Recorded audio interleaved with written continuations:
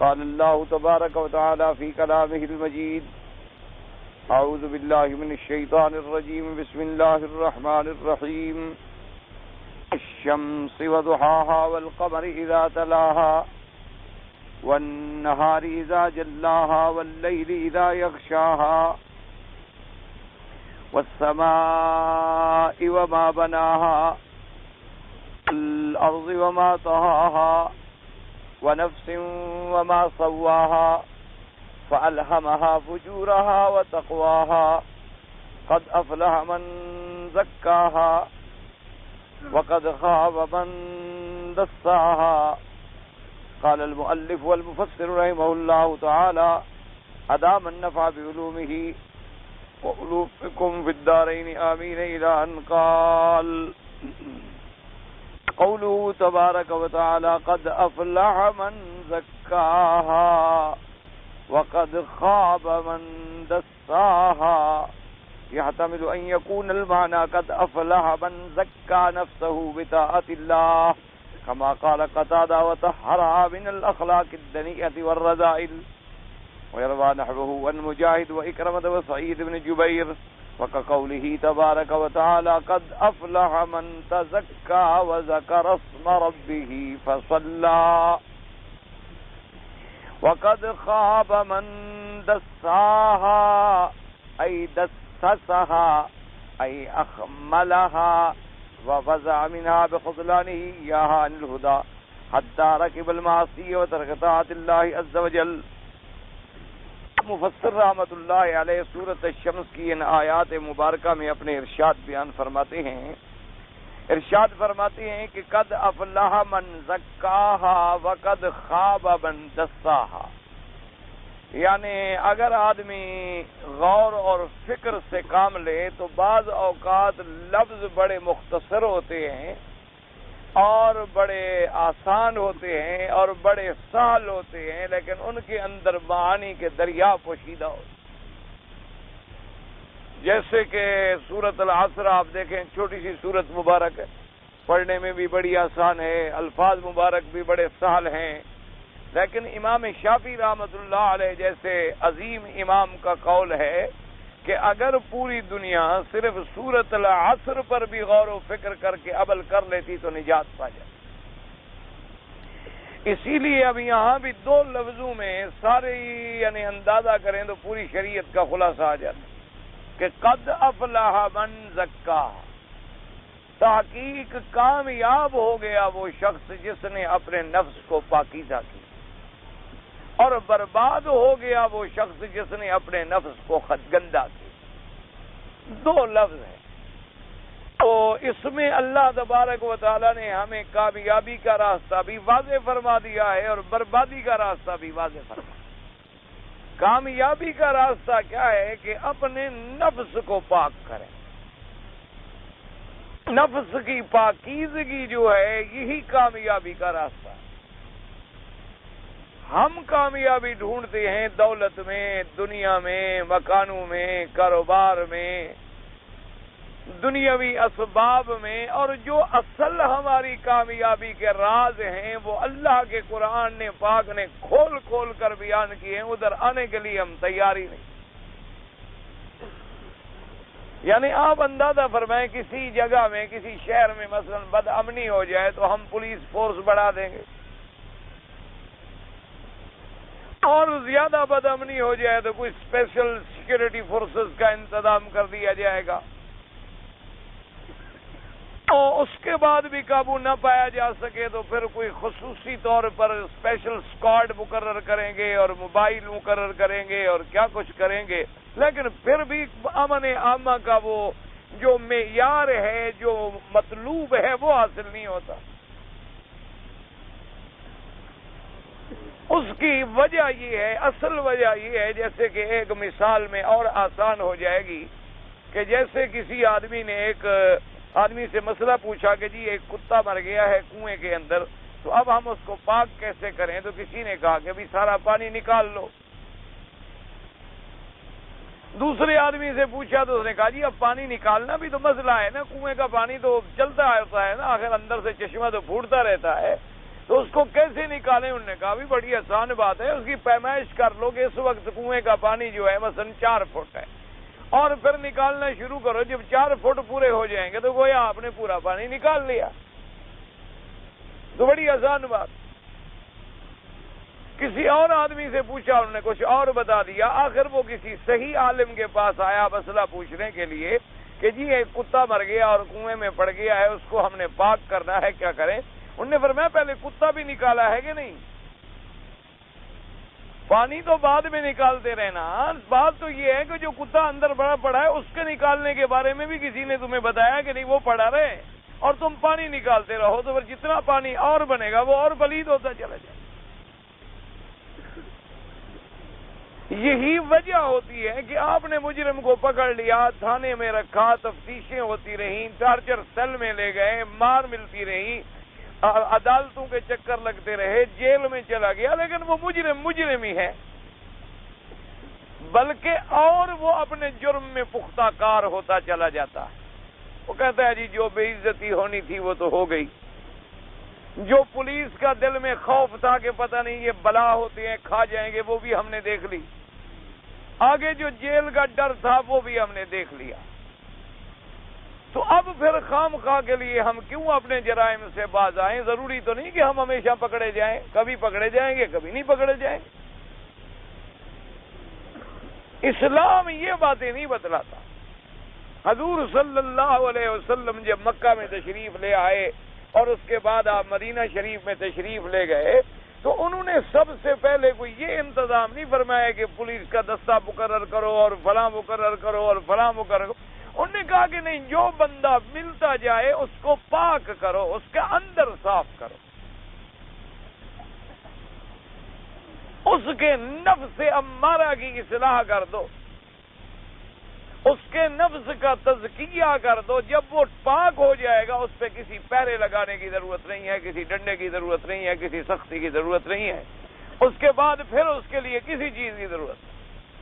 اور نفس پاک کیسے ہوگا؟ اس کے لیے کیا طریقہ کار اختیار کیا جا سکتا ہے کہ وہ اللہ کا ذکر ہے، اللہ کی یاد ہے، اللہ کی اطاعت ہے، اللہ تبارک و تعالیٰ کے انبیاء کے واقعات ہیں، اہل اللہ اور صالحین کی تربیت ہے۔ جب وہ تربیت اسے نصیب ہو جاتی ہے تو وہ کندن بن کے چمک جاتا۔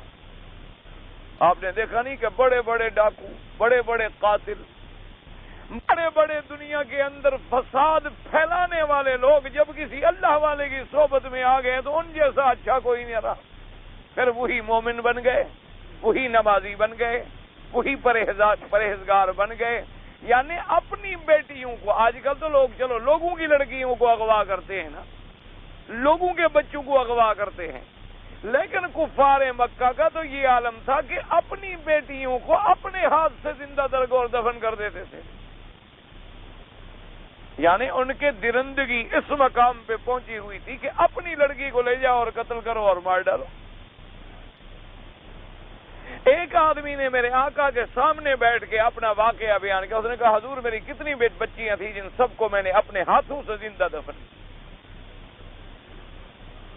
اور اس نے کہا حضور ایک بیٹی کا تو بڑا عجیب واقعہ ہے کہ میں سفر میں تھا اور میری بیٹی میری عدم موجودگی میں پیدا ہوئی، تو میری بیوی نے اہتمام کیا، اس کو چھپا لیا، اور میں جب آیا تو اس نے بتلایا نہیں، میں نے زیادہ پوچھا نہیں، اور وہ بچی آہستہ آہستہ آہستہ آہستہ پلتے پلتے پلتے پلتے جب بڑی ہو گئی، اور ایک دن اچانک اس پر میری نظر پڑی تو بڑی خوبصورت بچی تھی، مجھے بڑا پیار آیا۔ میں نے بیوی سے پوچھا کہ یہ کون بچی ہے؟ اس نے کہا تمہاری تو بیٹی ہے۔ میں نے کہا میری بیٹی کیسے؟ اس نے کہا میں نے آپ سے چھپا لیا تھا بھی کہیں تم اس کو مار نہ ڈالو، تو آخر میں ماں کا دل رکھتی تھی، میں نے اسے دوسروں کے گھروں میں پالا پوسا جوان کیا، بڑی ہو گئی ہے۔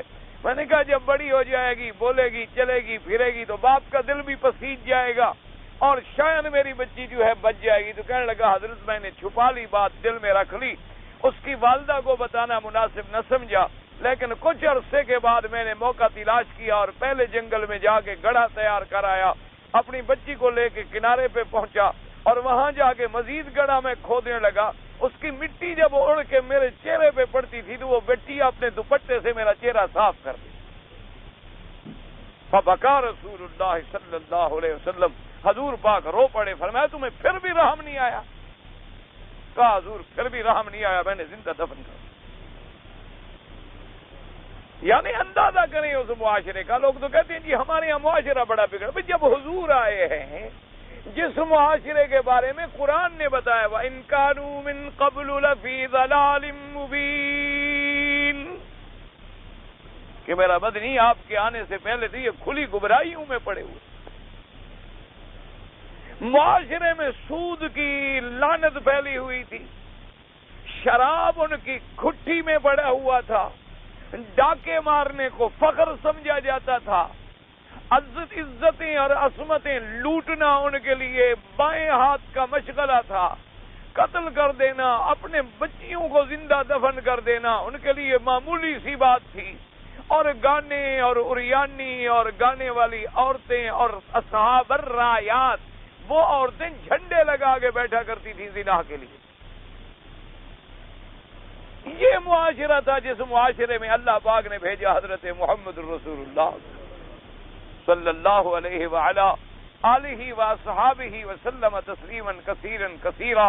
اللہ کے کروڑوں صلاۃ و سلام ہوں میرے آقا حضرت محمد مصطفیٰ پر۔ اور شرک کا یہ عالم تھا کہ اللہ کے کعبے میں 360 بت رکھا ہوا ہے، اور اپنی جہالتوں کا یہ عالم تھا کہ راہب ان کے، یہودیوں کے راہب، احبار، رہبان، کاہن، جادوگر، ستاروں کے علم جاننے والے، ان پر ساری دار و مدار تھی کہ جی آج ہمیں بتلائیں ایک کام ہم کریں کہ ہم کام نہ کریں۔ اور شرک میں اتنی آگے بڑھ گئے تھے کہ بعض لوگ تو اپنا خدا خود جیب میں رکھ لیتے تھے، جہاں مرضی آئی نکالا اور اس کا پوجا شروع کر دی۔ اور کبھی کبھی یہ بھی ہوتا تھا کہ اس سے کوئی راستے میں اور اچھا خوبصورت پتھر مل گیا تو اس خدا کو پھینک دیا اور اٹھا دیا۔ یعنی بندے کی مرضی ہے، جب چاہے خدا بدل دے۔ یہ نہیں کہ خدا بندہ بدل دے اور پیدا کر دے، اس کو مار دے نا، بندہ جب چاہے ایک خدا چھوڑ دے دوسرے خدا کو لگا لے۔ این معاشرہ اس طرح ظلمتوں کی وادیوں میں کھو گیا تھا اور تباہی کی غار کے اندر لڑک چکا تھا کہ ان کی اصلاح کا کوئی راستہ بھی نہیں تھا، اور اللہ نے بھیجا حضرت محمد رسول اللہ صلی اللہ علیہ وآلہ آلہ وصحابہ وسلم۔ ایمان سے کہیں ہم تو خیر مسلمان ہیں، حضور کے غلاموں کے غلاموں کے غلاموں کے دروازے کے بھی غلام ہیں۔ کافروں سے بھی پوچھے تو وہ بھی مانتے ہیں کہ جو انقلاب حضور لائے ہیں دنیا کی کوئی طاقت نہیں لیا۔ وہ بھی تسلیم کرتے ہیں کہ ایسے بگڑے ہوئے معاشرے میں صدیق پیدا کرو، ایسے بگڑے ہوئے معاشرے میں فاروق پیدا کرو، ایسے بگڑے ہوئے معاشرے میں عثمان ذی النورین پیدا کرو، ایسے بگڑے ہوئے معاشرے میں اسد اللہ حضرت علی ابن ابی طالب پیدا کرو، اس میں طلحہ زبیر پیدا کرو، اس میں سلمان بلال پیدا کرو، اس میں صہیب پیدا کرو، اس میں حضرت عبداللہ ابن مسعود اور اس کے سعد ابن ابی وقاص اور سعد ابن معاذ اور ابی موسیٰ الاشعری، ابی ہریرہ اور اتنے بڑے بڑے، یعنی بطور علم نظر پڑے تو آخری درجے کے لوگ، فقہ میں نظر پڑے تو آخری درجے کے لوگ، تفسیر قرآن میں نظر پڑے تو آخری درجے کے لوگ، اور جہاد میں نظر پڑے تو خالد اور اکرمہ پیدا کرو کہ جن کے لوہے کو آج تک کفر بھی مان گیا۔ آج بھی مسیحی، آج بھی صلیبی لوگ جو ہے حضرت خالد کی تلوار کو نہیں بھولے۔ حضرت خالد ابن الولید رضی اللہ تعالیٰ عنہ کی ضرب انہیں آج بھی یاد ہے۔ آخر وجہ کی تھی، وجہ وہ یہی تھی کہ اللہ نے فرمایا تھا یتلو علیہم آیات، کہ میرا مدنی کے وظیفہ کیا ہے، میرا قرآن سنائے۔ وَيُعَلِّمُهُمُ الْكِتَابَ وَالْحِكْمَةَ، میرے قرآن اور حکمت کی تعلیم سے۔ وَيُزَكِّيهِمْ، اور ان کے اندر جو ہے ان کو مانج دے اور صاف کر دے، وہ بالکل ایسے صاف ہو جائیں کہ دل شیشے کی طرح ایمان کی روشنی سے منور ہو جائے۔ اور جب یہ بات ہو جاتی ہے تو ساری برائیاں خود بخود چھٹ جاتی۔ یعنی آپ حیران ہوں گے، آپ دور کیوں جائیں، اسی دور کی بات ہے، میرے اپنا دوست ہے، اسی میں الحمدللہ آپ بھی موجود ہیں، میرے ساتھی ہیں، مکے میں رہنے والے ہیں، اس کے عزیز ہیں، رشتہ دار ہیں۔ اس نے کہا جی دو نوجوان، دونوں بھائی، اور دونوں ماشاءاللہ کالج کے پڑھے لکھے، لیکن اتنے شرارتی کہ پورا گھر تو گھر تنگ ہی تھا ہی، محلہ تنگ، پورے محلے والے ان کی شرارتوں سے عاجز آ گئے، کبھی کسی کو چھیڑ رہے ہیں، کبھی کسی کو گالی دے رہے ہیں، کبھی کسی سے لڑ رہے ہیں، کبھی کسی سے مار کھا رہے ہیں، کبھی کسی کو مار رہے ہیں، کبھی کسی کی چیز توڑ رہے ہیں، اور ایسے بگڑے تگڑے، اور جناب بالکل انگریزوں کی طرح لباس پہنا ہوا ہے، جیسے کاؤ بوائے پھرتے ہیں محلوں میں اور گلیوں میں ناچ رہے ہیں، اور جتنا زور والدین لگا سکتے تھے لگا کے بیٹھ گئے، لیکن انہیں ٹھیک نہیں ہونا تھا، نہ ہوا۔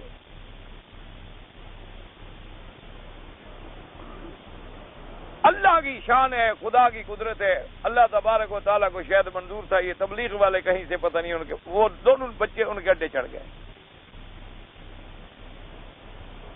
ان کے ہاتھ جو چڑھے نا جی، اللہ تبارک و تعالیٰ مہربانی فرمائے۔ اچھا، اور جن کے ہاتھ چڑھے وہ بیچارے بولی نہیں جانتے، وہ عربی، وہ اجمی، زبان بھی نہیں بول سکتے کہ ان کو سمجھائیں، لیکن انہوں نے اپنے عمل سے، اپنی محنت سے، اپنے طریقے سے پہلے 3 دن کے لیے لے گئے، پھر 5 مہینے کے لیے لے گئے، پھر چھٹی کر دی درمیان میں، پھر لے گئے، پھر لے انہوں نے کہا جی کوئی 3 مہینے کے بعد واپس آئے۔ میں نے جب ان کو آتے ہوئے دیکھا، میں نے لوگوں سے پوچھا بھی یہ کون تھا؟ اس نے کہا یہ فلاں کا بیٹا ہے۔ میں نے کہا نہیں، اس نے کہا جی بالکل، داڑھی رکھی ہوئی ہے، پگڑی باندھی ہوئی ہے، چہرے پہ نور ہے،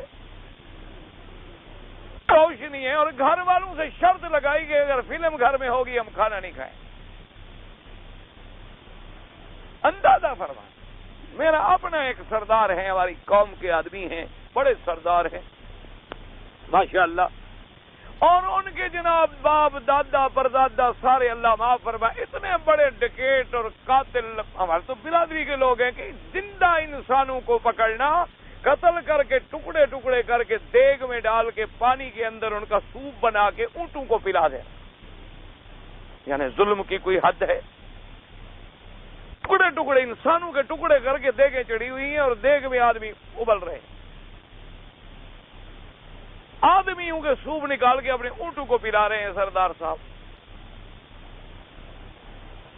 ان کا جناب ایک بیٹا کہیں ان کے ہاتھ چڑھ گیا، ان کو مذاق میں، مجھے تو خیر کبھی جانے کا ان کے ساتھ اتفاق نہیں ہوا، ویسے مذاق میں کبھی کبھی میں کہا کرتا ہوں، میں کہتا ہوں لوت کی ہمارے ہاں ایک بوٹی ہوتی ہے، جس درخت پہ پڑ جائے وہ درخت ختم۔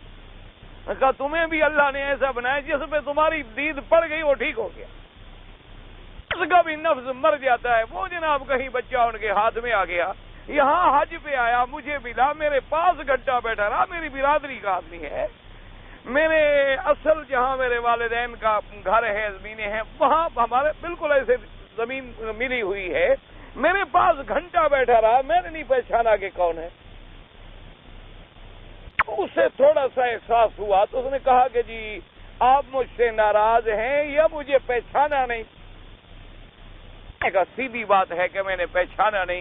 کہنے لگا جی میں فلاں خان کا بیٹا ہوں۔ میں نے کہا میں نے تمہیں خان والی شکل میں دیکھا تھا، آج تو تم مسلمان والی شکل میں آ گئے ہو، تو اس لیے میں کیسے پہچانتا جناب؟ اتنی داڑھی ہے، سر پہ پگڑی ہے، ماتھے پہ تہجد کی وجہ سے نشان پڑے ہوئے ہیں، آنکھ اوپر اٹھا کے بات نہیں کرتا کہ میرے استاد زیادہ ہیں، سامنے آنکھ کیسے اٹھاؤ؟ کبھی تمہیں کبھی جی دعا فرمائے اللہ نے ایک آدمی نے محنت کی، پوری قوم میں سے 80% لوگوں کو ٹھیک کر دیا۔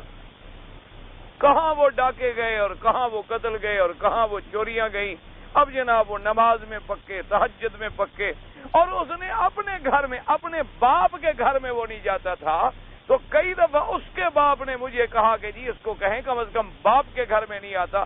اس نے کہا حضرت آپ جانتے ہیں کہ میرا باپ لوگوں سے مال ڈاکے مرواتا ہے، کھاتا ہے، حرام کا رزق میں کیسے جا کے کھاؤں؟ جب تک میرا باپ توبہ نہ کرے اس وقت تک میں اس کے گھر میں نہیں جاؤں۔ اللہ کی شان، باپ نے بھی توبہ کر لی۔ تو اصل بات جو ہے وہ یہ ہے کہ ہم اپنے نفس کی اصلاح کریں، وہ ضروری نہیں کہ اس جماعت کے ساتھ ہو، قرآن پڑھنے کے ساتھ ہو سکتی ہے، اللہ کی عبادت کے ساتھ ہو سکتی ہے، اللہ کے ذکر کے ساتھ ہو سکتی ہے، جہاں تمہیں کوئی دین والا ملے اس سے تعلق سے ہو سکتی ہے۔ تم لاکھوں روپے خرچ کر کے بیٹے کو پڑھاتے ہو لیکن اس کی تربیت نہیں کرتے ہو۔ وہ ایم اے کی ڈگری تو لے لیتا ہے، وہ پی ایچ ڈی تو کر جاتا ہے، وہ بڑا بڑا ڈاکٹر اور انجینئر بھی بن جاتا ہے لیکن مسلمان نہیں بنتا۔ حالانکہ ضرورت یہ تھی کہ تم ڈاکٹر بھی بناؤ، انجینئر بھی بناؤ، تم انہیں تمام دنیا کی تعلیم بھی پڑھاؤ، لیکن اول بات یہ تھی کہ اسے پہلے مسلمان بناؤ اور اسے خادم محمد مصطفیٰ بناؤ صلی اللہ علیہ وسلم۔ پھر تم دیکھتے کہ وہ تمہاری آنکھوں کا نور بن جاتا، جیسے قرآن نے کہا ہے نا کہ اے اللہ ہمارے بچوں کو، ہمارے گھر والوں کو، ہماری اولادوں کو ہمارے لیے آنکھوں کی ٹھنڈک بنا دے۔ وہ آنکھوں کی ٹھنڈک کب بنے گا؟ جب اللہ کا فرما بردار ہوگا، اللہ کے رسولوں کا فرما بردار ہوگا، اپنے والدین کا فرما بردار ہوگا، اور جب بھی دیکھو گے اللہ کے دین کی طرف متوجہ ہوگا۔ گھر میں قرآن ہے، گھر میں دین ہے، گھر میں اسلام ہے، گھر میں ایمان ہے، اور گھر میں ہر وقت دین کی باتیں ہیں، فضول خرچی ختم ہے، بے حیائی ختم ہے، فلم والی زندگی ختم ہے، پب اور کلب والی زندگی ختم ہے، اور غلط فیشن کی دوڑ ختم ہے۔ پھر دیکھو برکتیں ہی برکتیں ہیں، رحمتیں ہی رحمتیں ہیں، سکون ہی سکون ہے، کہیں سے پریشانی کا سوال ہی پیدا نہیں ہوتا۔ اس لیے قرآن نے ہمیں دو لفظوں میں فیصلہ کرے، فرمایا قد افلح من۔ اب اللہ جو فرمائے، اللہ کا فرمان غلط ہو سکتا ہے؟ بھئی تیرا میری بات تو غلط ہو سکتی ہے، لیکن اللہ کے نبی یا اللہ کا فرمان کبھی غلط ہو سکتا ہے؟ فرمایا قد افلح من زکاہا، فرمایا میرا مدنی بتلا دیں اپنی امت کو کہ تحقیق فلاح پا گیا، کامیاب ہو گیا جس نے اپنے آپ کو پاک کر لیا۔ اور لفظ بھی کتنا محقق ہے، قد اور افلاح، تحقیق وہ فلاح پا گیا، کامیاب ہو گیا۔ کون؟ من زکاہا، جس نے اپنے نفس کا تزکیہ کر لیا، اپنے نفس کو رذائل سے پاک کر لیا، شرک سے پاک کر لیا، بدعات سے پاک کر لیا، گناہوں سے پاک کر لیا، اور اچھائیوں کا خوگر بنا دیا۔ اور کرے گا کیسے؟ فرمایا جیسے دوسری جگہ قد افلح من تزکا وذکر اسم ربہ فصلی، اللہ نے فرمایا پاک وہ جو جس نے اپنے آپ کو پاکیزہ بنایا۔ پاکیزہ بنانے کا راستہ کیا ہے؟ کہ اپنے رب کا ذکر کرے، اپنے رب کی عبادت کرے، نماز پڑھے، توبہ کرے، اللہ کے دین کی طرف متوجہ ہو جائے۔ اگر یہ مسئلہ ہماری سمجھ میں آ جائے، کہ یہ معاملہ ہماری سمجھ میں آ جائے کہ ہم جب بچے کو پرائمری پڑھاتے ہیں، پرائمری سے ہم اس کو دین پڑھانا بھی ساتھ ساتھ شروع کر دیں، تاکہ جب ہمارا بچہ ماشاءاللہ میٹرک کر لے، ایف اے کر لے، بی اے کر لے، جہاں وہ گریجویشن کر لے، ساتھ اللہ کے دین کو بھی سمجھاؤ۔ دیکھو کہ انقلاب آتا ہے، رخ بدلتا ہے کہ نہیں بدلتا۔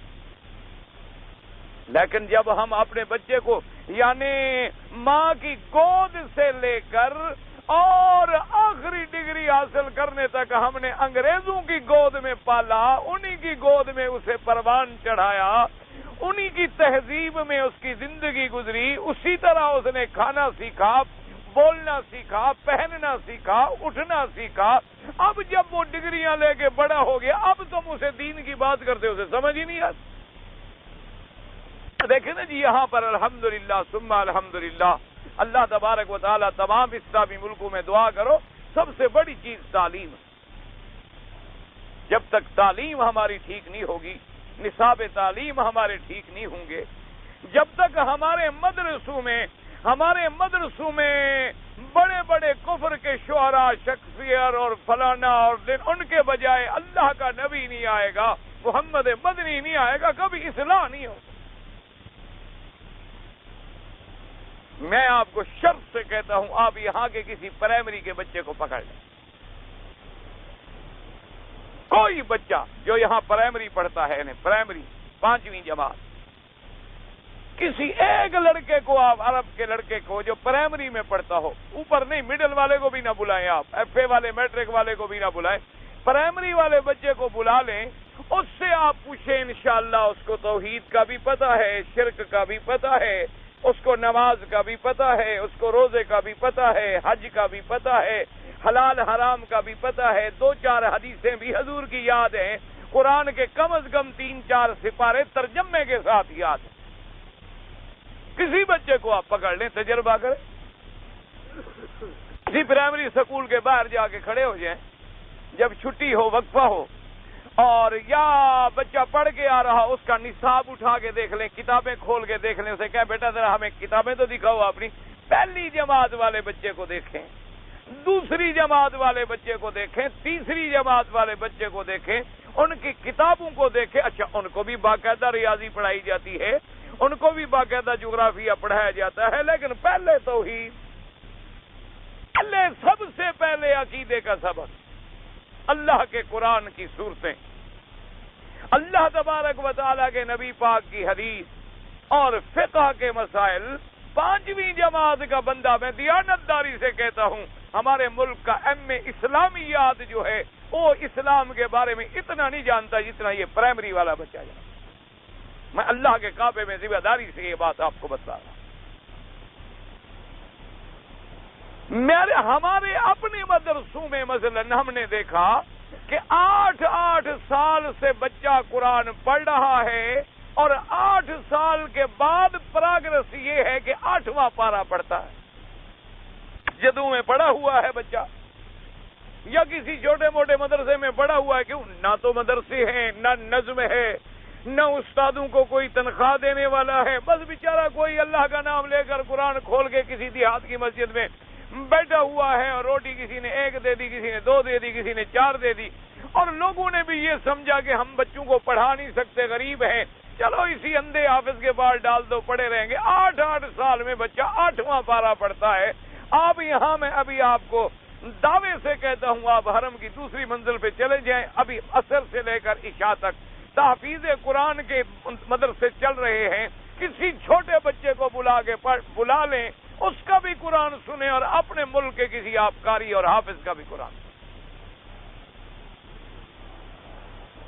پہلی بات ہے، یعنی موجود ہے، 1 نہیں، 2 نہیں، 3 نہیں، اوپر آپ چڑھیں گے انشاءاللہ آپ کو ہزاروں بچے مل جائیں گے۔ 1 2 3 4 کی بات نہیں،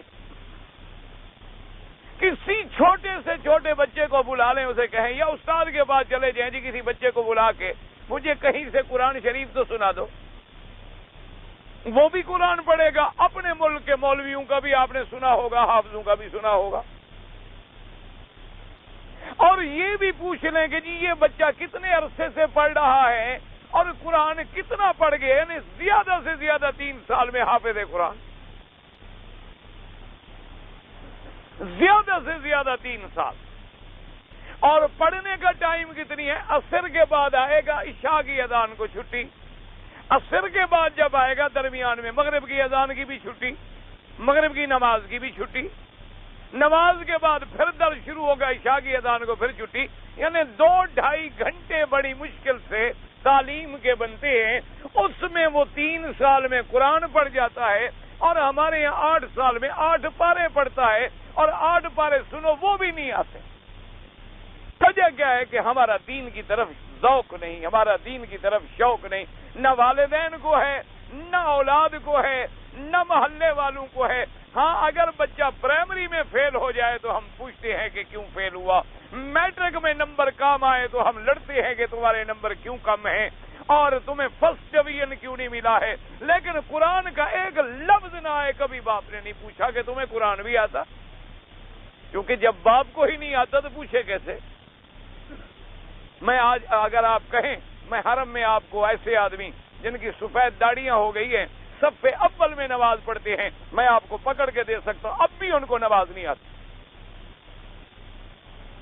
ساتھ کھڑا ہوا سفید داڑھی کا آدمی جنازہ پڑھا، اور مجھے اندازہ ہو گیا کہ اس کو نہیں آتا، سفید داڑھی ہے، میرے ساتھ کھڑا ہے، جنازے کی دعا نہیں آتی، میں ایسے منہ ہلا رہا ہوں، کر رہا ہے، بھائی چلو لوگ سمجھے پڑھا، اس کو اتنی لحاظ نہیں آتا کہ میری سفید داڑھی ہو گئی ہے، میں اللہ کے کعبے میں بیٹھا ہوں، صف اول میں نماز پڑھتا ہوں، مجھے کلمہ نہیں آتا، مجھے دعائیں جنازہ نہیں آتی، مجھے دعائیں قنوت نہیں آتی، کسی سے سیکھ لوں، پڑھ لوں، سمجھ لوں۔ جذبہ ہی نہیں، شوق ہی نہیں، ادھر خیال ہی نہیں۔ کتنے آدمی ہیں، عربی ہوں یا عجمی ہوں، یہ ضروری نہیں کہ عربی بڑے سارے فرشتے ہیں اوپر سے اتر آئے ہیں، ان میں بھی ہمارے بھائی ہیں بہت سارے۔ عربی زبان، عربی لغت، عربی ملک، عربی دعائیں پڑھ رہے ہوتے ہیں طواف کی اور غلط۔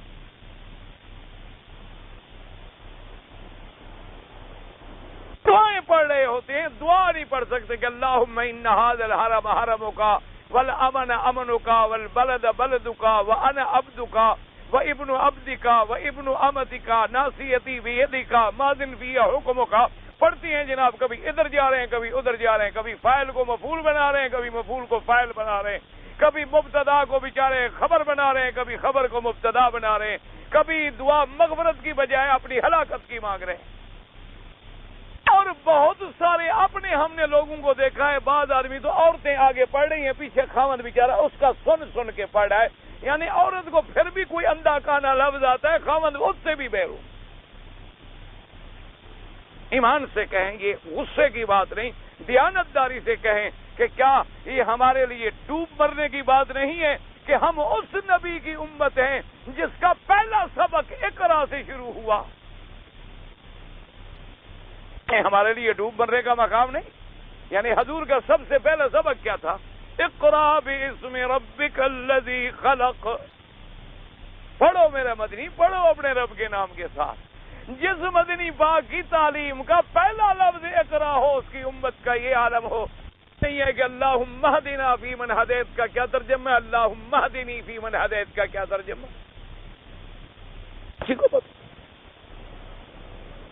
کسی کو پتا نہیں کہ اللہم لا ملجا ولا منجا منک الا الیک، ملجا اور منجا کا کیا معنی ہے کوئی پتا نہیں۔ پہلے تو کسی کو آتا نہیں، اگر آتا ہے تو پتہ نہیں، کوئی پہلے تو کسی کو پتہ نہیں کہ جنازے میں اللہم نقہ عن الخطایا کما نقیت الثوب الابیض من الدنس واغسل خطایاہ من الماء والثلج والبرد۔ کسی کو پتہ نہیں کہ ماں تو پانی ہو گیا، ثلج برف ہو گئی، برد کیا ہے، اور پھر تین چیزوں کو اکٹھے اللہ کے نبی نے کیوں ذکر کیا کہ اس کے گناہوں کو پانی سے بھی دھو، برف سے بھی دھو، اور جو آسمان سے اولے پڑتے ہیں ان سے بھی دھو ڈال۔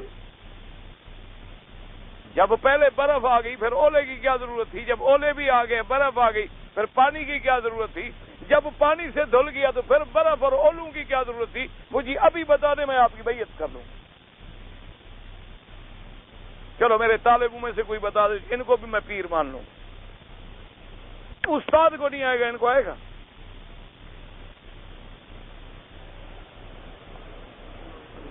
یہ بھی اللہ تبارک و تعالیٰ نے میرے خیال میں ہماری نجات کا کچھ رستہ رکھا ہے کہ ان کی وجہ سے یہ مجھے یقین ہے کہ میری نجات اللہ کر دے گا۔ یہ سفید داڑھیوں والے اتنا تو ضرور دعا کریں گے کہ اللہ میاں ہمارے استاد کو جہنم میں نہ ڈالنا، اتنا تو ضرور کریں گے، اتنا تو مجھے ان سے امید ہے۔ الحمدللہ میں ان سے پیسے نہیں لیتا، وظیفہ نہیں لیتا، کچھ مانگتا نہیں، اتنا تو الحمدللہ مجھے ضرور امید ہے۔ اور جب یہ ہاتھ اٹھائیں گے دل سے، میرا یقین ہے اس کی رحمت کہتی ہے کوئی سفید داڑھی والا مانگے تو مجھے حیا آتا، میں اس کے ہاتھ خالی نہیں کرتا۔ بس یہ میں امید ہے، اسی لیے میں لگا رہتا ہوں کہ چلو کسی طرح میری نجات کا راستہ ہو جائے، ورنہ جتنا سبق ان کو یاد ہے وہ بھی مجھے پتا، جتنا یہ گھر میں جا کے پڑھتے ہیں وہ بھی مجھے پتا ہے، پڑھتے کم ہے لڑتے بھی آتا ہے وہ بھی مجھے پتا ہے، لیکن چونکہ میرے لیے ایک نجات کا راستہ ہے میں لگا رہتا ہوں کہ چلو اسی طرح، اور تو کوئی عمل صالح ہے نہیں، کوئی نیکی پلے میں کوئی نہیں، یہی ہماری نقل جو بنا کے بیٹھے ہیں شاید اللہ کو پسند آ جائے، اللہ میاں اسی کو اصل کا رنگ عطا فرما دے اور ان کی وجہ سے میری مغفرت ہو جائے، ورنہ یہ بھی نہیں جانتے انشاءاللہ یہ باتیں۔ کیوں دین کی طرف ذوق ہی نہیں، شوق ہی کوئی؟ اگر شوق ہو ایمان سے کہو کیا ہے، اتنی چھوٹی سی جماعت کی نماز کی کتابیں چھپی ہوئی، اردو میں موجود ہیں، انگریزی میں موجود ہیں، عربی میں موجود ہیں، اللہ علماء کو جزائے خیر دے، کوئی زبان ایسی نہیں جس میں ان بیچاروں نے ترجمہ نہیں کیا، کوئی زبان ایسی نہیں جس میں انہوں نے طریقہ نہیں لکھا، یعنی آپ عشاء کی نماز میں دیکھ لیں آپ انشاءاللہ نماز پڑھتا ہوا لوگوں کو، جب اللہ اکبر امام کرے نا ذرا نظر ڈال، کوئی تو ایسے کھڑے اللہ بڑا تیر مارے گا اللہ کسی کو اور غصہ آئے گا تو اللہ،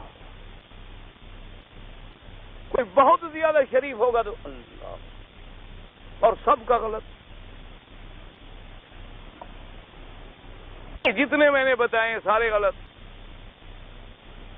اصل حکم یہ ہوتا ہے کہ تمہارے ہاتھ بھی کعبے کی طرف ہوں اور اٹھے کان کے برابر۔ یہ ضروری نہیں ہوتا کہ کان پکڑو، ایک ہدایت کی گئی ہے، اور ہاتھ کھلے بھی نہ ہوں، بند ہوں، متوجہ بھی الی القبلہ ہوں، بسم اللہ اللہ اکبر، پھر تمہاری یہ جگہ جو ہے اس ہڈی پر آئے، اور پھر نظر تمہاری سجدے والے مقام پہ ہو، رکوع میں جاؤ تو پاؤں والے مقام میں ہو، سجدے میں جاؤ تو ناک والے مقام پہ ہو، تشہد میں بیٹھو تو گود کے اندر نظر ہو، ادھر ادھر ہلے نہ، ہٹے نہ، کیونکہ تم تو اپنے رب کے معراج میں کھڑے ہو۔ آج کا تو معنی یہ ہے کہ کأنک ترا، میرے آقا نے فرمایا گویا تم اپنے رب کو دیکھ رہے ہو۔ فرمایا اگر اتنی معراج تمہارا نہیں ہوا، دیکھ نہیں سکتے ہو، فَإِن لَّمْ تَكُن تَرَاهُ فَإِنَّهُ يَرَاكَ، کم از کم یہ تو یقین کرو کہ میرا رب مجھے دیکھ رہا ہے۔ ایک جج دیکھ رہا ہو، وکیل ہل نہیں سکتا، ڈی آئی جی دیکھ رہا ہو، تھانے دار کا سانس نہیں نکلتا، افسر دیکھ رہا ہو تو کالر ٹیڑھا نہیں ہوتا، فوجی افسر دیکھ رہا ہو تو تیرا بوٹ میلا نہیں ہوتا، اور خدا کے سامنے کھڑے ہیں، کبھی کھیل رہے ہیں، کبھی یہ نماز ہے،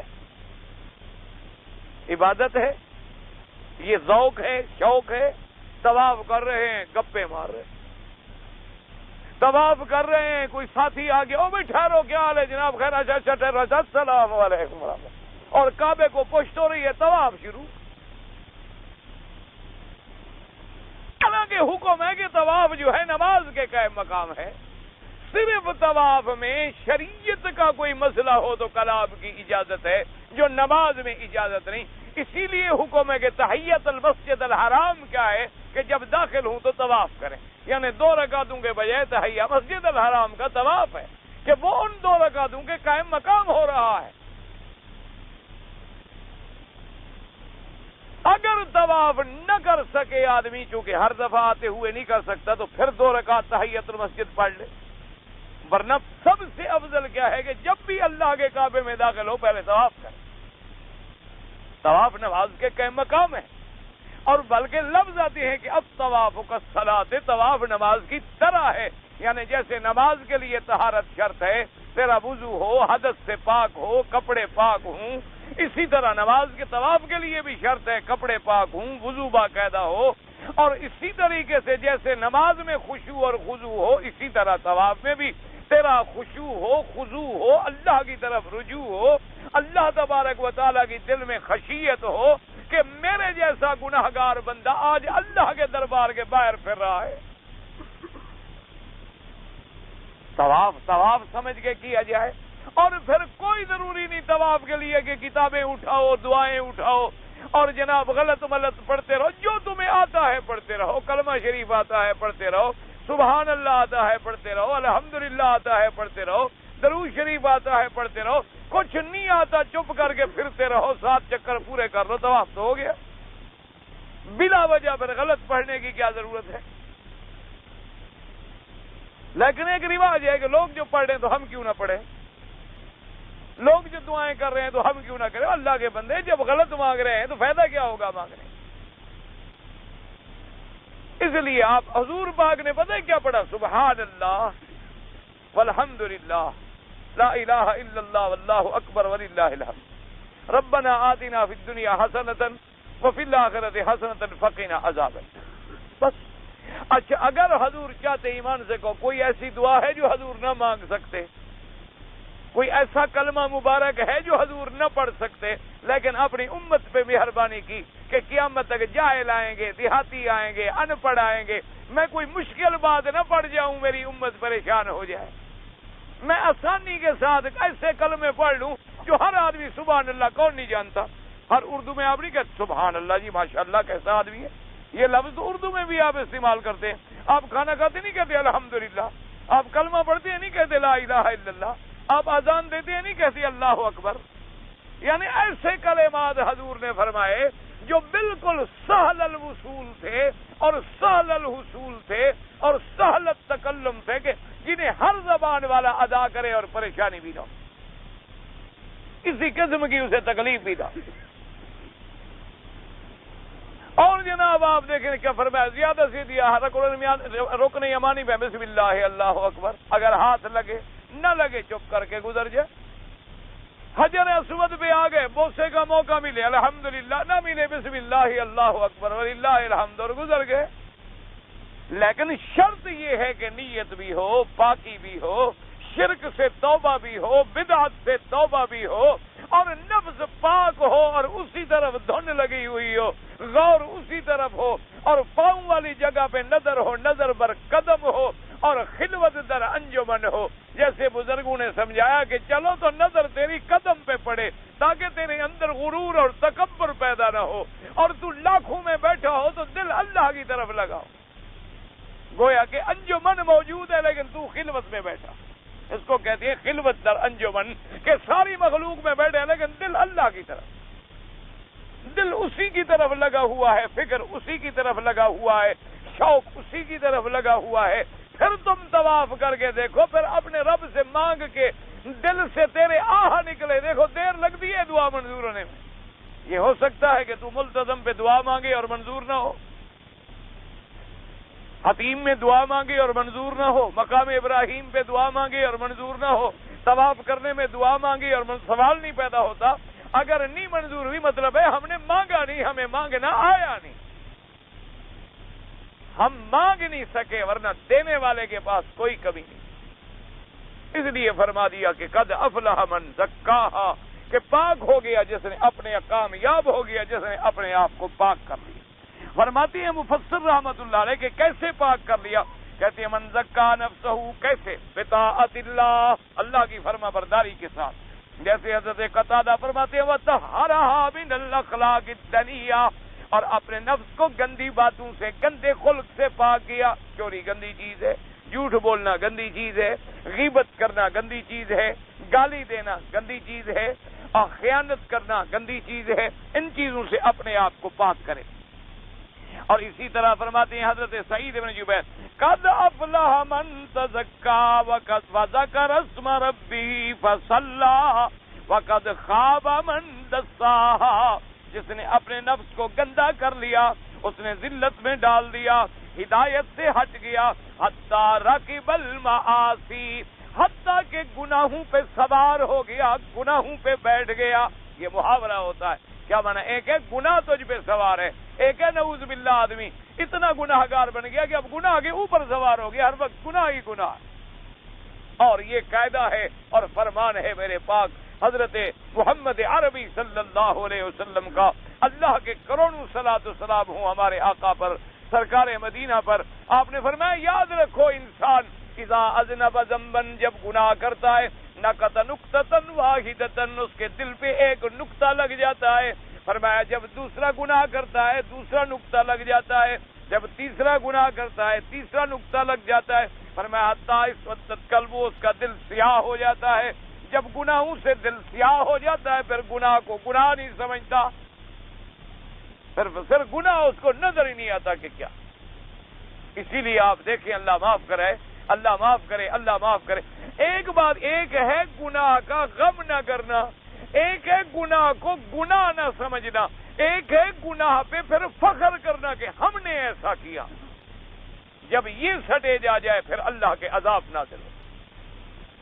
اور عذاب ضروری نہیں ہوتا کہ اوپر سے پتھر برسیں، یہ بھی عذاب ہوتا ہے کہ گھروں میں لڑائی ہو جائے، یہ بھی عذاب ہوتا ہے کہ باپ بیٹے کی آپس میں نہیں بنتی، یہ بھی عذاب ہے کہ میاں بیوی میں جھگڑا ہو گیا، یہ بھی عذاب ہے گھر میں کوئی بیماری مسلط ہو گئی، یہ بھی عذاب ہے کسی مقدمے کی مصیبت میں مبتلا ہو گیا، یہ بھی عذاب ہے کہ فصل تیار کھڑے ہیں اور اس کی قیمت ختم ہو گئی، یہ بھی عذاب ہوتا ہے کہ فصل پکا ہوا ہے کوئی کیڑا لگ گیا۔ عذاب کی شکلیں ہوتی ہیں، کبھی اتنا بارش آ گئی کہ حد سے زیادہ گزر گئی اور تباہی بن گئی، کبھی بالکل پانی نہ برسا تب تباہی بن گئی۔ عذاب کے انواع ہوتے ہیں، عذاب کی شکلیں ہوتی ہیں۔ سب سے بڑا عذاب ہوتا ہے کہ بدامنی ہو جائے، آدمی کو اطمینان اور سکون کی دولت سے محروم ہو جائے، یہ اللہ کے عذاب ہوتے ہیں۔ یہ اللہ کی طرف سے عذاب ہے. ہم علاج ڈھونڈ رہے ہیں بندوں کے پاس، علاج ہے اللہ کے دروازے پہ، وہاں ہم آنے کی کوشش ہی نہیں کر رہے. ہم علاج ڈھونڈ رہے ہیں طاقت میں، ہم علاج ڈھونڈ رہے ہیں انسانوں میں، ہم علاج ڈھونڈ رہے ہیں پہرے میں. اصل علاج ہے اپنے رب کو بنانے میں، جدھر ہم آ ہی نہیں رہے. اللہ تبارک و تعالیٰ جب راضی ہو جائے ساری باتیں ٹھیک ہو جاتی. اس لیے فرمایا کہ جس نے اپنے آپ کو خراب کر دیا اور طاعت اللہ چھوڑ دی، وَقَدْ يَحْتَمِلُ أَن يَكُونَ الْمَعْنَىٰ قَدْ أَفْلَحَ مَن زَكَّى اللَّهَ نَفْسَهُ وَقَدْ خَابَ مَن دَسَّ اللَّهَ نَفْسَهُ. یہ دوسرا ترجمہ ہے. انہوں نے فرمایا تحقیق کامیاب ہو گیا جس کے نفس کو اللہ نے پاک کر دیا، اور برباد ہو گیا جس کے نفس کو اللہ نے ضلالت و گمراہی میں ڈال دیا. ایک تو یہ تھا کہ جس نے اپنے نفس کو پاک کیا، ایک یہ تھا کہ جس نے اللہ نے جس کے نفس کو پاک کیا. اور اللہ بھی تو اسی کے نفس کو پاک کریں گے جو پاک ہونا چاہے. جو پاک ہونا ہی نہ چاہے اللہ کو کیا ضرورت ہے؟ اللہ تبارک و تعالیٰ کو کیا ضرورت ہے؟ اصل بات تو تب ہوتی ہے نا جی جب کوئی مریض علاج کرانا چاہے تو معالجی علاج کرے گا نا. اگر وہ علاج چاہتا نہیں ہے تو پھر اسے کیا ضرورت ہے؟ وہ کہتا ہے جی یہ نسخہ ہے دوائی، تو کہتا ہے جی دوائی تو میں نہیں لوں گا.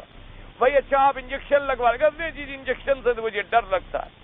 اچھا بھی فلاں چیزوں سے احتیاط کرو، پرہیز کرے گا، جی میں کوئی چیز چھوڑ نہیں سکتا. وہ کہتا ہے دفعہ ہو تمہاری مرضی ہے، پھر میرے پاس آنے کی کیا ضرورت تھی جب میری بات ہی نہیں مانتے. تو اگر ایک ڈاکٹر کی بات نہ مانو، پیٹ کا درد ٹھیک نہیں ہوتا، اللہ کی نہ مانو تو بندہ ٹھیک ہو جائے گا؟ سوال ہی پیدا نہیں ہوتا. تو جب تک ہم اللہ کی اطاعت اختیار نہیں کریں گے، حضور صلی اللہ علیہ وسلم کی غلامی اختیار نہیں کریں گے، اس وقت تک کامیابی کا کچھ سوال ہی پیدا نہیں ہو سکتا. اور کامیابی اسی رستے میں ہے. قد افلح المؤمنون، وہاں بھی یہی لفظ ہے. یہاں کیا قد افلح من زکاہا، دوسری جگہ قد افلح من تزکا، اور تیسری جگہ قد افلح المؤمنون. اللہ نے فرمایا مومن کامیاب ہو گئے. میرا اللہ کامیابی کا راستہ کیا فرمایا؟ الذین هم فی صلاتہم خاشعون. اور ہمارے یہاں بدقسمتی یہ ہے کہ ہم نے مومن کی ایک قانونی تعریف پڑھ رکھی ہے. جیسے ہمارے ہاں ایک تعریف ہوتی ہے نا جی قانونی، کہ بھی 302 کی یہ تعریف ہے اور 304 کی یہ تعریف ہے اور 379 کی یہ تعریف ہے. اور اسی طرح لوگوں نے یہ سمجھا کہ جب ہم کلمہ پڑھتے ہیں بس ہم مومن ہیں، خلاص. ایک قانونی تعریف یاد کر رکھی ہے ہر آدمی نے. حالانکہ ایمان ہوتا ہی نہیں جب تک عمل صالح نہ، جب تک عمل صالح نہ پھوٹے اس سے ایمان کیا ہوا؟ جس درخت کو پھل نہ لگے وہ درخت تو کاٹنے کے قابل ہوتا ہے. جس درخت میں ثمر ہی کوئی نہ آئے، ایمان ہو اور عمل صالح کا پھل نہ لگے گویا وہ ایمان نہیں ہے. یہی دھوکہ ہے جو ہمیں لگا ہوا ہے کہ جی ہم جو مرضی آئے کرتے پھریں، کلمہ پڑھتے ہیں مسلمان، جو مرضی آئے ہم جی کلمہ جو پڑھتے ہیں. اللہ نے فرمایا نہ، اصل بات تب ہوگی قد افلح المؤمنون. مومن کون ہے؟ میرا اللہ فرمایا الذین هم فی صلاتہم خاشعون. مومن وہ ہوتے ہیں جو نماز میں اپنے اللہ سے ڈرتے ہیں. والذین هم عن اللغو معرضون، اور جو غلط چیزوں سے بچتے ہیں. والذین هم للزکاة فاعلون، اور اگر میں دولت والا بناؤں تو وقت پہ زکوٰۃ دیتی ہیں. والذین هم لفروجہم حافظون، اپنے شرمگاہوں کی حفاظت کرتی ہیں. فرمایا الا علی ازواجہم او ما ملکت ایمانہم، مگر اپنی بیوی جو ہم نے اس پہ حلال کر دی یا مملوکہ جو حلال کر دی.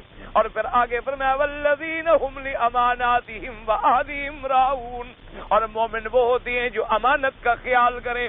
مومن وہ ہوتے ہیں جو اپنے عہد اور وعدے کا خیال کریں. پھر فرمایا والذین هم علی صلواتہم، وہ جو پھر نمازوں کی حفاظت. تو یہ مومن کی صفتیں ہیں. اگر یہ صفتیں نہ ہوں تو کوئی ایمان ہے ہی نہیں. ایمان کا معنی صرف یہ نہیں ایمان تحلی اور تمنی کا نام ہو کہ زبان سے پڑھ لیا اور دل میں کہہ دیا. نہ، جہاں جہاں قرآن میں نظر ڈالو گے ان الذین آمنوا وعملوا الصالحات، ہر جگہ عمل صالح، کیونکہ وہ تو ایسا لازمہ اور ملزوم ہے کہ ایمان سے گویا اعمال صالحہ پھوٹتے ہیں، اسی سے وہ نکلتے ہیں، اسی سے وہ صبر پکڑتے ہیں. اگر اعمال نہ ہو تو ایمان کیا؟ من عمل صالحا فلنفسہ ومن اساء فعلیہا. فرمایا من اراد الآخرۃ وسعى لها سعيها وهو مؤمن، شرط یہ ہے کہ ایمان بھی ہو اور سعی بھی ہو، عمل صالح بھی ہو۔ اس لیے فرمایا فلاح وہ پائے گا جس نے اپنے نفس کو پاک کیا ہے۔ دعا کریں اللہ مجھے بھی آپ کو بھی توفیق دے، اللہ آپ کے بھی اور مجھے بھی، ہر مسلمان کے نفوس جو ہیں ان کو شرک سے، بدعات سے اور گناہوں سے پاک کر دے۔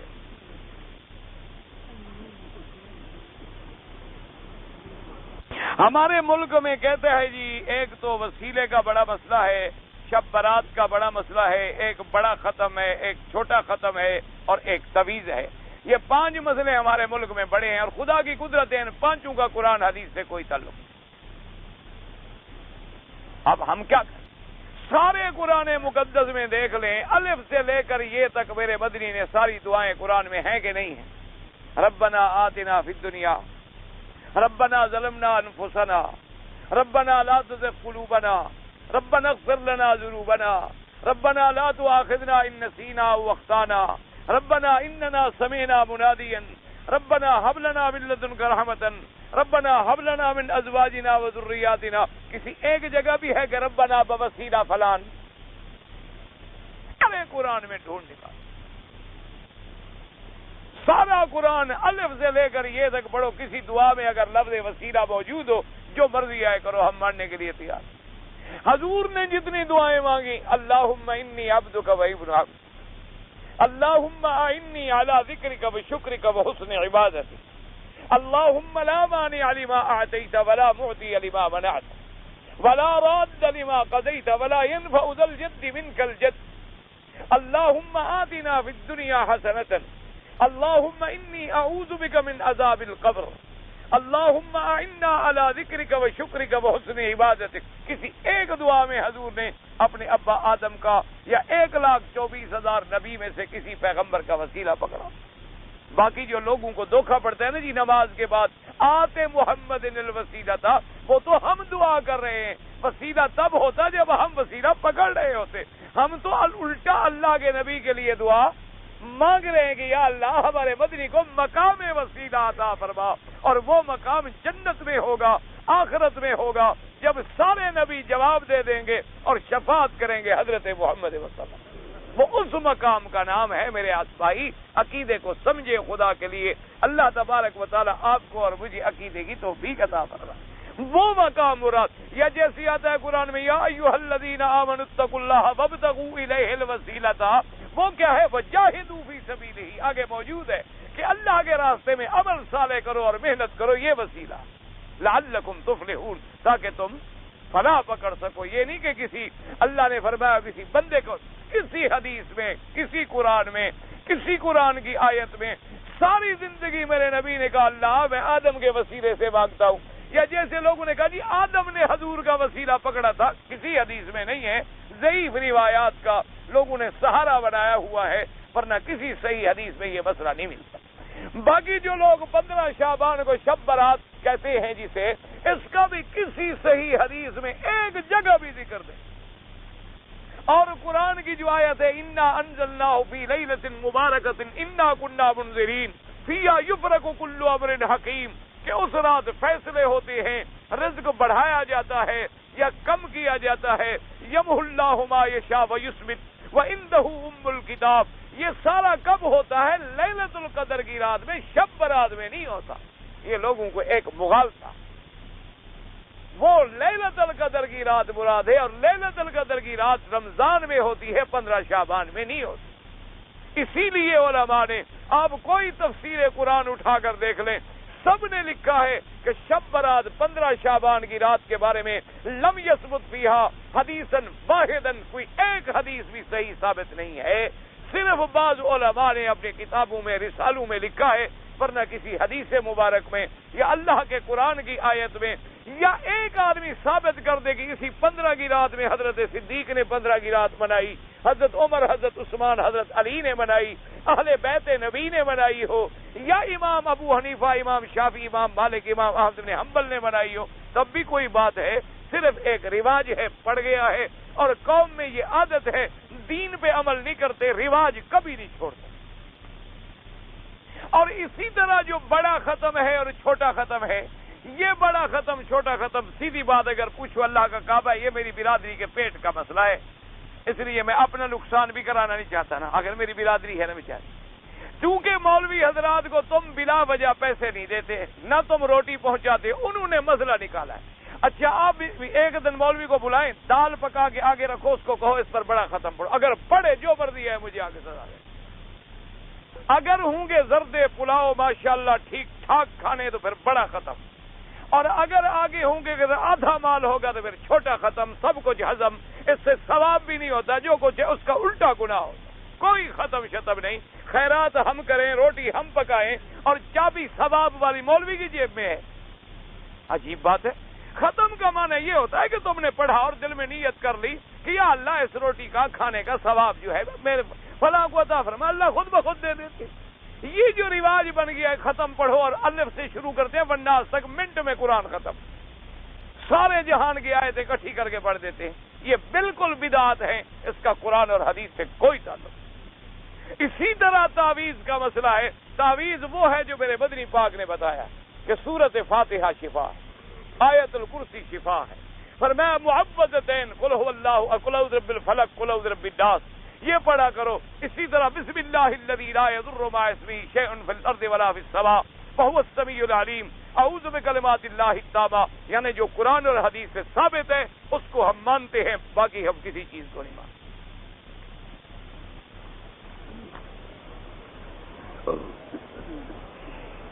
ایک عورت نے عمرہ کیا، طواف کرنے کے بعد صفا مروہ سے پہلے وہ اپنے حیض میں مبتلا ہو گئی، اس کے پاس وقفہ بھی نہیں ہے، وہ کیا کرے؟ تو بعض علماء کہتے ہیں کہ وہ صفا کر سکتی ہے، چونکہ صفا مسجد میں داخل نہیں ہے، اس لیے اگر ناپاک ہو، وضو نہ ہو تو صفا ہو سکتی. اور بہتر اسی میں ہے کہ وہ اگر کرے پھر بھی ایک دم آپ احتیاطاً دے دیں. ایک بکری دینے میں کون سا پہاڑ ٹوٹ جائے گا، احتیاط اسی میں ہے. ویسے بہرحال علماء نے اجازت دی ہے. ایک آدمی نے نماز قضا کر رہا ہے، الحمدللہ اللہ توفیق دے، عصر اور فجر کے وقت نہ پڑھے، بعد میں پڑھ لیا کرے. اب ایک آدمی نے اگر توبہ کر لی ہے تو ہاں توبہ کر لے بالکل معاف ہو جاتا ہے، لیکن اصول یہ ہوتا ہے کہ جب توبہ کرنے کے بعد گناہ معاف ہو گیا لیکن چیز تو ذمہ ہمارے کھڑی ہے نا، اور اس کے ادا کرنے کی طاقت جو ہمارے ہاں موجود ہے. ہاں اگر ہم میں طاقت بھی نہ ہوتی، مثلا ایک آدمی بے نماز تھا، اس نے آج توبہ کی دل سے، آج مر گیا، انشاءاللہ گناہ معاف ہے، اللہ تبارک و تعالیٰ معاف فرما دے. لیکن توبہ کرنے کے بعد جب تندرست موجود ہے، نماز کا وقت موجود ہے، قضا کرنے کی ہمت موجود ہے، تو اس لیے اس کے لیے تو فضیلت ہو جائے گی. جو چھوڑی تھی قضا ہو گئی تو ماشاءاللہ ذمہ داری ختم ہو گئی اللہ کی رحمت سے. جیسے رات کو ہمیں نیند آ جائے، نماز رہ گئی، جب ہم نے قضا پڑھ لی تو گویا آپ نے بس پڑھ لی، الحمدللہ ادا کر لی. اس لیے مسئلے کو سمجھا کرے. ہاں ایک آدمی مثلا نماز چھوڑنے سے کافر ہو گیا، ٹھیک ہے، اس نے توبہ کر لی، مسلمان ہو گیا، مر گیا، ختم، کوئی بات نہیں. لیکن بعض فقہا کہتے ہیں پھر بھی اس کے ورثہ اگر فدیہ ادا کر دیں تو زیادہ بہتر، کیونکہ ایک چیز اللہ نے اس پہ فرض کی، وہ اس کی ذمہ داری تھی کہ ادا کرنا. جیسے کوئی آدمی توبہ کر لے گناہ معاف ہو جائیں گے، لیکن پیسے تو دینے پڑیں گے نا، حقوق العباد بھی ذمہ ہوں. ویسے بہرحال سب سے پہلے توبہ کرے، اللہ معاف کر دے. ہمارا ایمان ہے کہ توبہ سے گناہ مٹ جاتا ہے، لیکن کوشش بھی کرے کہ جو اس کے ذمہ ہیں، ورنہ پھر قضا کا مسئلہ ہی نہ ہوتا. حضور پاک نے بتلایا نا کہ نیند آ گئی، جب یاد کرے نماز قضا کرے، تو ورنہ فرماتے تھے توبہ کرنا. میرا اگر کوئی ذاتی پالتو کبوتر ہو تو میں حرم میں ذبح کر کے کھا سکتا ہوں، بالکل. اگر پالتو مرغی ہے، پالتو کبوتر ہے، پالتو خرگوش ہے، پالتو جانور ہے، پالتو بکرا ہے، بکری ہے، کوئی بات نہیں. بعض لوگ کہتے ہیں کہ جب اللہ نے علم آدم الاسماء کلھا، آدم علیہ السلام کو جب اللہ نے اسماء کی تعلیم دی تھی تو فرشتے بھی موجود تھے، لیکن فرشتے بھول گئے. یہ تم نے کہیں سے مسئلہ نکالا ہے؟ خدا کے بندے قرآن کہتے ہیں علم آدم الاسماء، تم فرشتوں کو کہاں سے لے آئے قرآن میں؟ اور فرشتے کہتے ہیں قالوا سبحانک لا علم لنا الا ما علمتنا. تم اتنے بڑے جاہل بن کے پتہ نہیں کیسے کیسے سوال لکھتے رہتے ہیں. مولوی مفت کا ملا ہوا ہے الحمدللہ. ٹھیک ہے بھائی، جو فرضی ہے رگڑا نکالو. تو اللہ نے آدم کو سکھایا، فرشتوں کا تو ذکر ہی نہیں، آگے لکھا ہے نہ صراحتاً نہ کنایتاً. تو کون کہتا ہے کہ فرشتوں کو بھی سکھایا؟ اگر فرشتوں کو سکھایا ہوتا تو پھر پوچھنے کی کیا ضرورت تھی؟ یہ کہاں لکھا؟ وہ کہتے یا اللہ نسینا، یہ تو نہ کہتے کہ لا علم لنا، وہ کہتے اللہ میاں ہم بھول گئے، یہ تو نہ کہتے کہ اللہ میاں ہم تو نہیں جانتے، ہمیں تو صرف وہ آتا ہے جو آپ نے ہمیں بتلایا ہے۔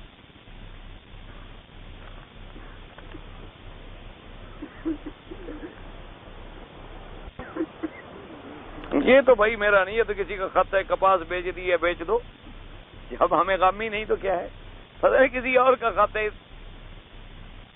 ہاں ثواب ہوتا ہے، خیرات کرنے سے ثواب بالکل ملتا ہے، لیکن اللہ کے لیے خیرات کرو اور دل میں نیت ہو کہ یا اللہ میں صدقہ کر رہا ہوں، خیرات کر رہا ہوں، میرے والدین کو ثواب ہو، اللہ ثواب دیتے۔ خیرات کا تو ہم انکار نہیں کر رہے، خیرات کیا کریں، خیرات کرنے سے مصیبتیں ٹل جاتی ہیں، صدقے سے بلائیں ٹل جاتی ہیں۔ ہم کہتے ہیں یہ ٹھیکیدار جو بنا دیے ہیں تم نے ختم صغیر کبیر والے، یہ نہ بناؤ، یہ نہیں کہ خیرات بھی نہ کرو، خیرات روز کرو، سارا سال کرو۔ زکوٰۃ کس مہینے میں دینا افضل ہے؟ رمضان کے مہینے میں زیادہ فضیلتیں ہیں، لیکن بہرحال مہینے کا انتظار نہ کرتے رہو، جب سال پورا ہو جائے ادا کرو۔ پتہ نہیں وہ مہینے آنے سے پہلے مر جائیں، پھر اولاد ادا کرے نہ کرے تو ہمارے ذمہ تو فرض رہ گیا نا۔ ویسے کوئی مہینہ مقرر کر لو، رمضان سے رمضان، شوال سے شوال، جو آپ کو آسانی ہو۔ اگر وضو کے دوران اذان شروع ہو جائے تو اذان کا جواب دیتے رہیں، بالکل دیتے رہیں، کوئی منع نہیں۔ داڑھی زیادہ سے زیادہ لمبی رکھنی جو ہے کتنی سنت ہے؟ ایک بالشت یعنی ایک مشت کے برابر۔ اگر آدمی دوسری نماز فجر کی دوسری رکعت میں شامل ہو تو اس کو امام کے ساتھ تحیات پڑھنی چاہیے، اشہد ان لا الہ الا اللہ اشہد ان محمدا عبدہ ورسولہ، امام ابو حنیفہ رحمۃ اللہ علیہ کے نزدیک۔ باقی ائمہ کہتے ہیں پوری بھی پڑھ لے تو کوئی حرج نہیں۔ یہ حدیث صحیح ہے کہ حضور صلی اللہ علیہ وسلم کے لیے اللہ نے غار ثور میں جب تشریف لے گئے تو انتظام کر دیا کہ آگے مکڑی نے جالا تن دیا، تاکہ کافر جو ہے ان کو تصور بھی نہ ہو کہ اگر حضور جاتے تو یہ جالا تو ٹوٹ جاتا تھا، اور یہ ساری باتیں جو ہیں تقریباً روایات میں موجود ہیں۔ اگر میں جیب میں چھوٹا سا قرآن شریف رکھتا ہوں حمام میں بالکل نہ لے جائیں، قرآن باہر رکھیں۔ کبھی بھول گیا تو بھول تو اللہ نے معاف کی ہے نا، لیکن عمدن کبھی قرآن کو لے کر گندی جگہ میں نہ جائیں۔ قرآن پاک جو ہے اللہ کی کتاب ہے، اللہ کا کلام ہے، حتیٰ کہ حضور نے صحابہ کو بھی حکم دیا تھا کہ جب تم جہاد پہ جاؤ تو کافر ملکوں میں بھی قرآن نہ لے جاؤ، ایسا نہ ہو کہ ہمیں شکست ہو جائے اور وہ ہمارے قرآن کی توہین کریں۔ پھر جب اللہ نے اسلام کو غلبہ دیا تو پھر اجازت دے دی کہ لے جا سکتے ہیں، کیونکہ اب اسلام دنیا پہ چھا چکا تھا، تو اس لیے حکم ہے کہ قرآن کی تکریم کریں اور قرآن کی عزت کریں۔